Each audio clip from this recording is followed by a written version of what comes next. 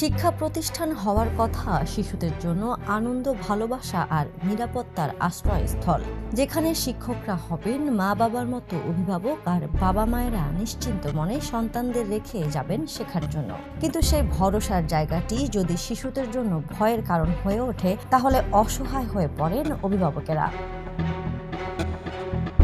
রাজধানীর একটি শিক্ষা প্রতিষ্ঠানে ঠিক এমনই এক হৃদয় বিদারক ঘটনা সামনে এসেছে। শিশুদের শাসনের নামে সেখানে চালানো হয়েছে নৃশংস অত্যাচার। অভিযোগ অনুযায়ী শিক্ষক ও শিক্ষিকা মিলে একটি শিশুকে আলাদা একটি কক্ষে নিয়ে শারীরিকভাবে আঘাত করেন। সে সময় শিশুটিকে চরম ভীত ও আতঙ্কিত অবস্থায় দেখা যায়। যে বয়সে শিশুর হাতে থাকার কথা বই আর রঙিন স্বপ্ন, সেই বয়সেই তাকে কাঁদতে হচ্ছে ভয়ে। প্রশ্ন উঠছে, যেখানে শেখার কথা সেখানে যদি শিশু নিরাপদ না থাকে, তবে তার ভবিষ্যতের দায় কে নেবে?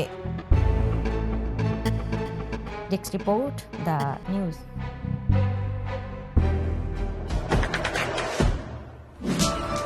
দেশে দেশে সবার সাথে দ্য নিউজ।